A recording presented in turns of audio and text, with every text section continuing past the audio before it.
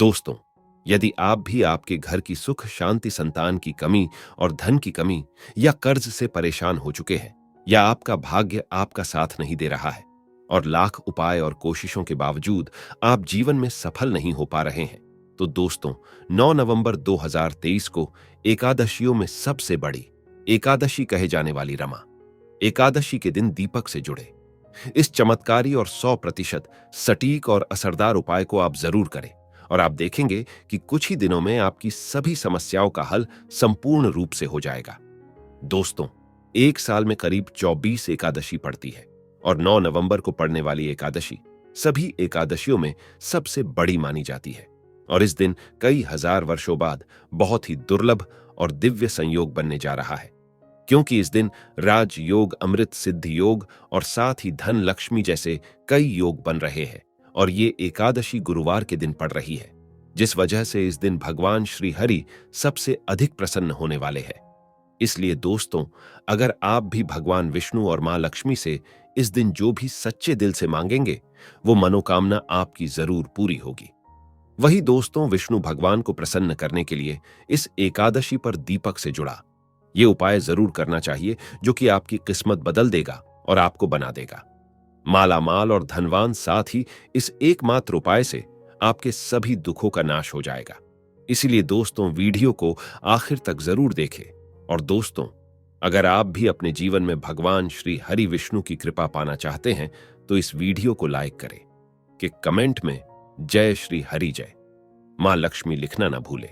दोस्तों, हिंदू पंचांग के अनुसार कार्तिक मास के कृष्ण पक्ष की एकादशी को रमा एकादशी कहा जाता है। यह एकादशी दिवाली पर्व से पहले आती है। इस साल रमा एकादशी का व्रत 9 नवंबर 2023 गुरुवार को रखा जाएगा। एकादशी तिथि भगवान विष्णु और मां लक्ष्मी को समर्पित होती है। गुरुवार का दिन भगवान श्रीहरि की पूजा के लिए अति उत्तम माना गया है। शास्त्रों के अनुसार जब कोई एकादशी गुरुवार को पड़ती है, तो इसका महत्व और भी बढ़ जाता है। दोस्तों, मां लक्ष्मी का एक नाम रमा भी है, और इस एकादशी में श्रीहरि के साथ मां लक्ष्मी की भी पूजा का विधान है। मां लक्ष्मी का नाम रमा होने के कारण इसे रमा एकादशी के नाम से जानते हैं। मान्यता है कि इस व्रत को करने से घर में मां लक्ष्मी का वास होता है। दोस्तों, रमा एकादशी के दिन दान पुण्य का विशेष महत्व है। मान्यता है कि इस दिन किया गया दान हजारों गायों के दान के बराबर होता है। एकादशी के दिन गरीबों व जरूरतमंदों की मदद करनी चाहिए। तो दोस्तों, आइए अब जानते हैं दीपक से जुड़े उस चमत्कारी उपाय के बारे में जो आपकी किस्मत चमका देगा। दोस्तों, इस बात का ध्यान रखें कि जब भी आप अपने घर के पूजा घर में दीपक का इस्तेमाल करें, तो रोजाना जिस दीपक का इस्तेमाल करते हैं, तो वह दीपक कौन सी धातु का हो, तो उसके लिए सबसे बढ़िया धातु है पीतल की धातु। तो अपने घर के पूजा घर में आप दीपक का इस्तेमाल करना चाहते हैं, तो आप बेफिक्र होकर पीतल की धातु के दीपक का इस्तेमाल करें। माना जाता है कि पीतल की धातु का दीपक जलाना बहुत ही शुभ माना जाता है, और वह आपको लाख गुना फल देने का कार्य करता है। कई लोगों का यह सवाल होता है कि घर के पूजा घर में कितनी संख्या में दीपक जलाएं ताकि उनको अच्छे फल की प्राप्ति हो। 1 दीपक जलाएं, 10 दीपक जलाएं या 5 दीपक जलाएं ताकि उनको उसके फल की प्राप्ति हो। तो दोस्तों, आपको हमेशा उसी संख्या में दीपक जलाना चाहिए जिस संख्या को 2 का भाग न जाता हो, जैसे कि 1 दीपक, 3 दीपक, 5 दीपक या 7 दीपक। आप अपने पूजा घर के हिसाब से अपने सामर्थ्य के अनुसार दीपक जलाएं, लेकिन संख्या आपको इसी प्रकार रखनी चाहिए ताकि आपको उस पूजा का उत्तम फल प्राप्त हो, ना कि किसी प्रकार का आपका कार्य बिगड़े या आपको उसका फल प्राप्त ना हो। इस बात का जरूर ध्यान रखना चाहिए। अब दोस्तों, समय की बात करें कि ऐसे कौन से समय आपको दीपक जलाना चाहिए ताकि उस दीपक को जलाने का आपको सकारात्मक लाभ प्राप्त हो जाए और आपके जीवन में उस दीपक का फायदा देखने को मिले। तो दोस्तों, जो समय होता है सबसे अच्छा, वह प्रभात काल का समय होता है। दोस्तों, जब सूर्योदय होता है और जब आप भगवान सूर्यदेव को जल अर्पित करते हैं, तो नहा धोकर आपको सबसे पहले काम यही करना चाहिए कि उस समय अपने घर के मंदिर में भी दीपक जलाना चाहिए। और दोस्तों, कई लोगों का सवाल होता है कि क्या भूखे पेट रहकर आपको दीपक जलाना चाहिए? तो बिल्कुल दोस्तों, सुबह के समय की जब आप पूजा करने वाले होते हैं, भगवान को याद करने वाले होते हैं, तो करने के स्नान आदि के बाद सिर्फ पानी पीकर बिना किसी प्रकार के अन्न को ग्रहण करके आप दीपक जलाते हैं, तो समझ लीजिए कि आपका काम बन जाता है। देवी देवताओं का सच्चा आशीर्वाद प्राप्त होता है। इसी वजह से माना जाता है कि ब्रह्म मुहूर्त में की गई पूजा और ब्रह्म मुहूर्त में जलाया गया दीपक आपको लाख गुना फल प्राप्त करवा देगा। संध्या काल होने के बाद आपको दीपक कब जलाना चाहिए? तो माना जाता है कि संध्या काल में जब सूर्य अस्त होते हैं तो सूर्यास्त होते ही और सूर्य अस्त होने के बाद 1-1.5 घंटे बाद तक आप संध्या काल के समय दीपक जला सकते हैं। अपने घर में जलाएं। उस दीपक का आपको सहस्र गुना लाभ प्राप्त होता है और आपका किसी प्रकार का कोई कार्य अटकता नहीं है। आपको हर कार्य में अच्छे फल की प्राप्ति हो जाती है। इसी वजह से माना जाता है कि दीपक को जलाने का शुभ समय सूर्योदय होने के साथ और सूर्यास्त अस्त होने के साथ माना जाता है। और जो कोई लगातार ऐसा कर लेता है उसके जीवन में माता लक्ष्मी की अखंड कृपा देखने को मिलती है और उसे जीवन में धन की प्राप्ति हो जाती है। इसी वजह से उसका विशेष महत्व माना जाता है। अब बात करते हैं ऐसे दीपक से जुड़े उपाय की। आपको 2-3 उपाय बताएंगे और आपको जो अच्छा और सरल लगता है उसके हिसाब से आप इनमें से कोई भी उपाय कर सकते हैं। आपको उसका लाभ प्राप्त हो जाएगा। सबसे पहला उपाय, धन प्राप्ति के लिए आपको क्या करना चाहिए? दोस्तों, सामान्य पूजा तो आप अपने घर के अंदर करते ही करते हैं। इसमें विशेष प्रकार से आपको धन लाभ के लिए किसी प्रकार का कोई अलग उपाय नहीं करना है। बस आपको दीपक के अंदर कुछ ऐसी चीज ढाल देनी चाहिए ताकि आपके जीवन में अपने आप ही सकारात्मकता देखने को मिल जाए। अगर आप धन के मामलों में विजय की प्राप्ति चाहते हैं तो आप क्या करें? जब भी शुक्रवार का दिन हो और शुक्रवार के दिन आप अपने घर के अंदर दीपक जलाने वाले होते हैं तो प्रत्येक दीपक के अंदर आपको क्या करना चाहिए? हरी इलायची ढालनी चाहिए। 2 हरी इलायची लें और उनको अपने सर से 7 बार आपको वार लेनी चाहिए।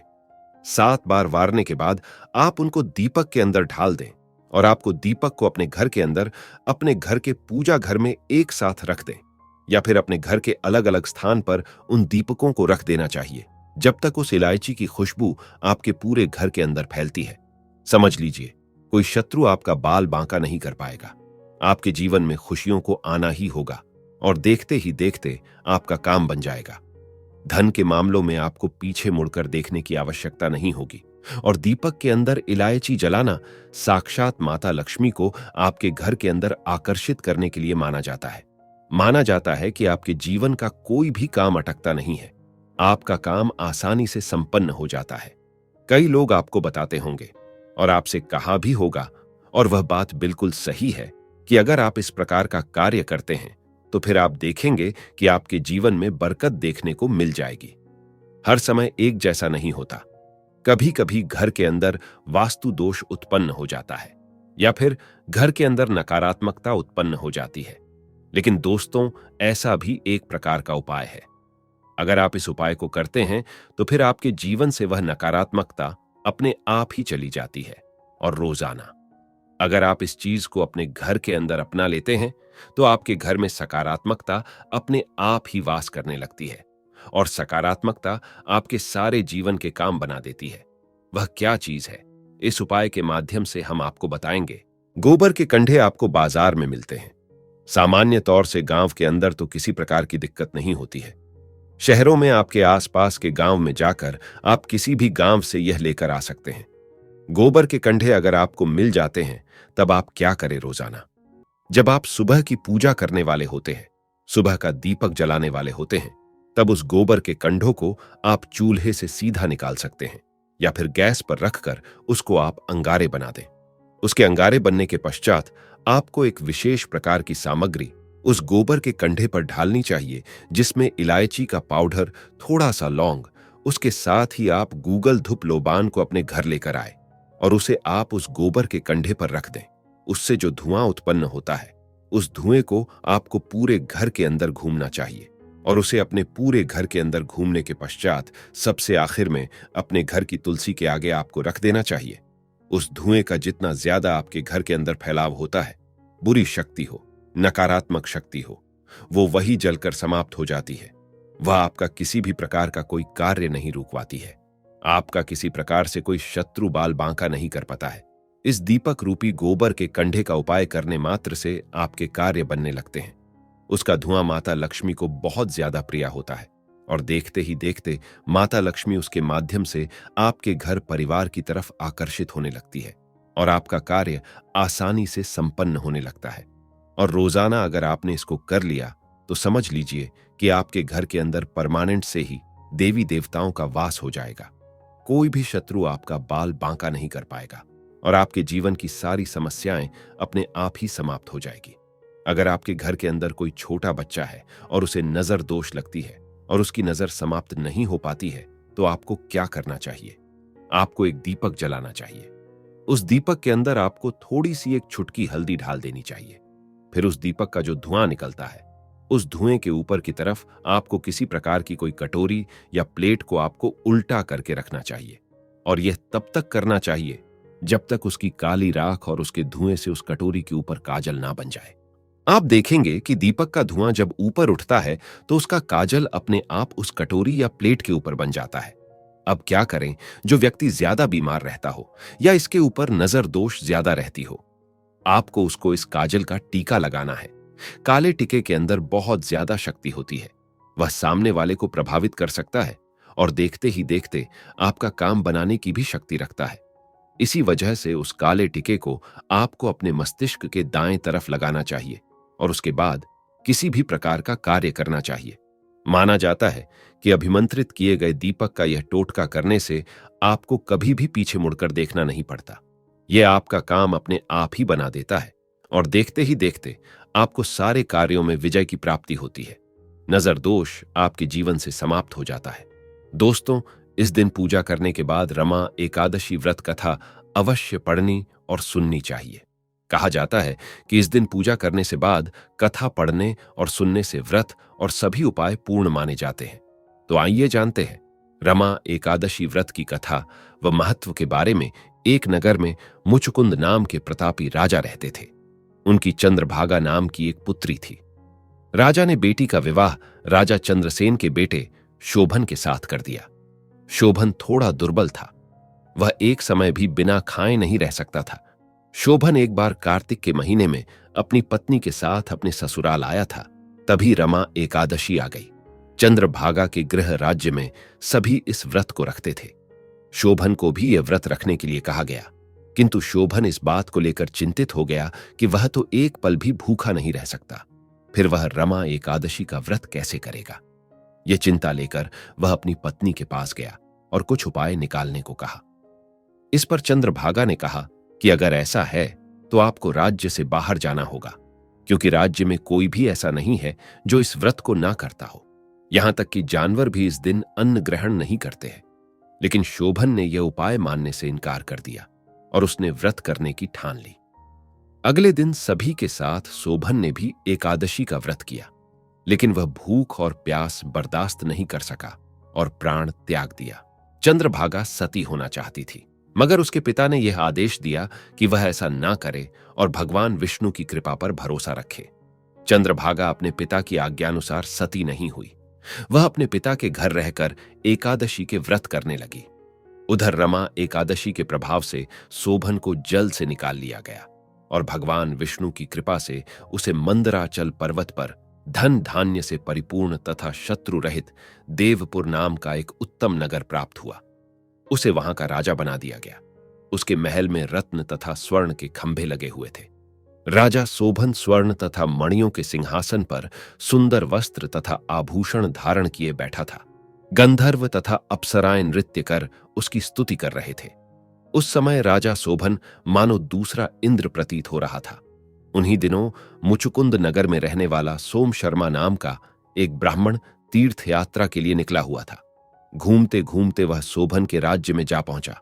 वह ब्राह्मण उसको राजा का जमाई जानकर उसके निकट गया।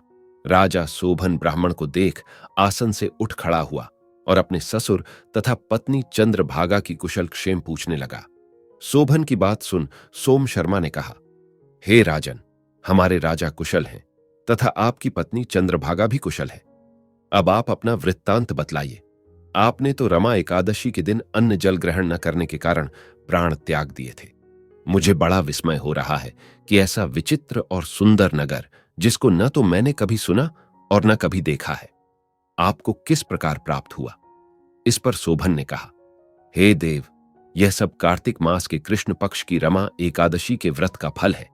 इसी से मुझे यह अनुपम नगर प्राप्त हुआ है, किंतु यह अस्थिर है। शोभन की बात सुन ब्राह्मण बोला, हे राजन, यह अस्थिर क्यों है और स्थिर किस प्रकार हो सकता है? आप मुझे समझाइए। यदि इसे स्थिर करने के लिए मैं कुछ कर सका तो वह उपाय मैं अवश्य ही करूंगा। राजा शोभन ने कहा, हे ब्राह्मण देव, मैंने वह व्रत विवश होकर तथा श्रद्धा रहित किया था। उसके प्रभाव से मुझे यह अस्थिर नगर प्राप्त हुआ। परंतु यदि तुम इस वृत्तांत को राजा मुचुकुंद की पुत्री चंद्रभागा से कहोगे तो वह इसको स्थिर बना सकती है। राजा शोभन की बात सुन ब्राह्मण अपने नगर को लौट आया और उसने चंद्रभागा से सारा वाक्या सुनाया। इस पर राजकन्या चंद्रभागा बोली, हे ब्राह्मण देव, आप क्या वह सब दृश्य प्रत्यक्ष देख कर आए हैं या अपना स्वप्न कह रहे हैं? चंद्रभागा की बात सुन ब्राह्मण बोला, हे राजकन्या, मैंने तेरे पति शोभन तथा उसके नगर को प्रत्यक्ष देखा है, किंतु वह नगर अस्थिर है। तू कोई ऐसा उपाय कर जिससे कि वह स्थिर हो जाए। ब्राह्मण की बात सुन चंद्रभागा बोली, हे ब्राह्मण देव, आप मुझे उस नगर में ले चलिए। मैं अपने पति को देखना चाहती हूं। मैं अपने व्रत के प्रभाव से उस नगर को स्थिर बना दूंगी। चंद्रभागा के वचनों को सुनकर वह ब्राह्मण उसे मंदराचल पर्वत के पास वामदेव के आश्रम में ले गया। वामदेव ने उसकी कथा को सुनकर चंद्रभागा का मंत्रों से अभिषेक किया। चंद्रभागा मंत्रों तथा व्रत के प्रभाव से दिव्य देह धारण करके पति के पास चली गई। शोभन ने अपनी पत्नी चंद्रभागा को देखकर उसे प्रसन्नतापूर्वक आसन पर अपने पास बैठा लिया। चंद्रभागा ने कहा, हे स्वामी, अब आप मेरे पुण्य को सुनिए। जब मैं अपने पिता के घर में 8 वर्ष की थी, तभी से मैं सविधि एकादशी का व्रत कर रही हूं। उन्हीं व्रतों के प्रभाव से आपका यह नगर स्थिर हो जाएगा और सभी कर्मों से परिपूर्ण होकर प्रलय के अंत तक स्थिर रहेगा। चंद्रभागा दिव्य स्वरूप धारण करके तथा दिव्य वस्त्रालंकारों से सजकर अपने पति के साथ सुखपूर्वक रहने लगी। तो दोस्तों, रमा एकादशी पर पूजा के लिए संध्या काल में दीपदान करने से देवी लक्ष्मी अति प्रसन्न होती है और इससे सुख समृद्धि धन में वृद्धि होती है। इसके साथ ही समस्त बिगड़े काम बनने लग जाते हैं। धार्मिक मान्यताओं के अनुसार देवी तुलसी लक्ष्मी स्वरूपा है, अतः इस दिन तुलसी पूजन बहुत पुण्यदायी माना जाता है। शास्त्रों के अनुसार जो मनुष्य साल भर आने वाली एकादशी तिथि के व्रत धारण नहीं कर पाता है, वो महज रमा एकादशी का व्रत रखने से ही जीवन की दुर्बलता और पापों से मुक्ति पाकर सुखमय जीवन जीने लगता है। पद्म पुराण में उल्लेख है कि जो फल कामधेनु और चिंतामणि से प्राप्त होता है, उसके समतुल्य फल रमा एकादशी के व्रत रखने से प्राप्त हो जाता है। सभी पापों का नाश करने वाली और कर्मों का फल देने वाली रमा एकादशी का व्रत रखने से धन धान्य की कमी भी दूर हो जाती है। रमा एकादशी पर लक्ष्मी नारायण की पूजा करने से साधक को सभी प्रकार के सांसारिक सुखों की प्राप्ति होती है। तो दोस्तों, यह थी रमा एकादशी से जुड़ी सभी महत्वपूर्ण जानकारियां और उपाय जिनको आपको इस बार जरूर करना चाहिए। तो दोस्तों, आपको जानकारी कैसी लगी हमें कमेंट में जरूर बताइएगा। वीडियो अच्छा लगा हो तो वीडियो को लाइक, शेयर और चैनल को सब्सक्राइब करना ना भूलिएगा। आप सभी के मंगल की कामना करते हुए मिलते हैं अगली वीडियो में। धन्यवाद। जय श्री हरि विष्णु, जय मां लक्ष्मी।